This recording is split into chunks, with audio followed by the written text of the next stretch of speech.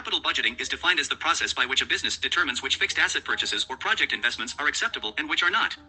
Using this approach, each proposed investment is given a quantitative analysis, allowing rational judgment to be made by the business owners.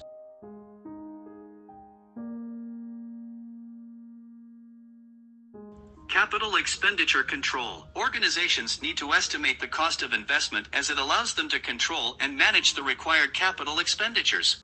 Selecting profitable projects. The company will have to select the most appropriate project from the multiple possibilities in front of it. Identification of source of funds. The businesses need to locate and select the most viable and apt source of funds for long-term capital investment. It needs to compare the various costs, like the costs of borrowing and the cost of expected profits. The capital budgeting process is as follows.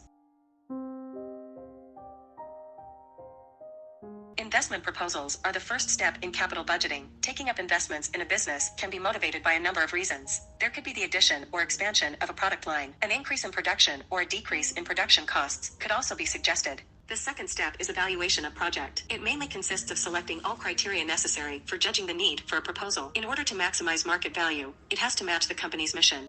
The third step is the selection of the project. Since there is no one-size-fits-all factor, there is no defined technique for selecting a project. Every business has diverse requirements, and therefore, the approval over a project comes based on the objectives of the organization. Market conditions also play a vital role in the selection of the project. Once the project is implemented, now comes the other critical elements, such as completing it in the stipulated time frame or reduction of costs. Hereafter, the management takes charge of monitoring the impact of implementing the project. Performance review involves the process of analyzing and assessing the actual results over the estimated outcomes. This step helps the management identify the flaws and eliminate them for future proposals.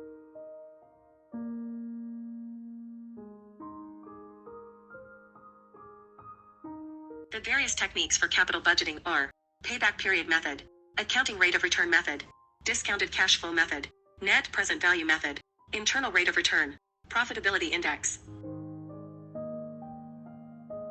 As the name suggests, this method refers to the period in which the proposal will generate cash to recover the initial investment made. It purely emphasizes on the cash inflows, economic life of the project and the investment made in the project, with no consideration to time value of money. Through this method, selection of a proposal is based on the earning capacity of the project. With simple calculations, selection or rejection of the project can be done, with results that will help gauge the risks involved. However, as the method is based on thumb rule, it does not consider the importance of time value of money and so the relevant dimensions of profitability. This method helps to overcome the disadvantages of the payback period method. The rate of return is expressed as a percentage of the earnings of the investment in a particular project. It works on the criteria that any project having ARR higher than the minimum rate established by the management will be considered and those below the predetermined rate are rejected. This method takes into account the entire economic life of a project, providing a better means of comparison. It also ensures compensation of expected profitability of projects through the concept of net earnings. However, this method also ignores time value of money and doesn't consider the length of life of the projects. Also, it is not consistent with the firm's objective of maximizing the market value of shares. The discounted cash flow technique calculates the cash inflow and outflow through the life of an asset. These are then discounted through a discounting factor. The discounted cash inflows and outflows are then compared. This technique takes into account the interest factor and the return after the payback period. This is one of the widely used methods for evaluating capital investment proposals. In this technique, the cash inflow that is expected at different periods of time is discounted at a particular rate. The present values of the cash inflow are compared to the original investment. If the difference between them is positive, plus, then it is accepted or otherwise rejected. This method considers the time value of money and is consistent with the objective of maximizing profits for the owners. However, understanding the concept of cost of capital is not an easy task. This is defined as the rate at which the net present value of the investment is zero. The discounted cash inflow is equal to the discounted cash outflow. This method also considers time value of money. It tries to arrive to a rate of interest at which funds invested in the project could be repaid out of the cash inflows. However, computation of IRR is a tedious task.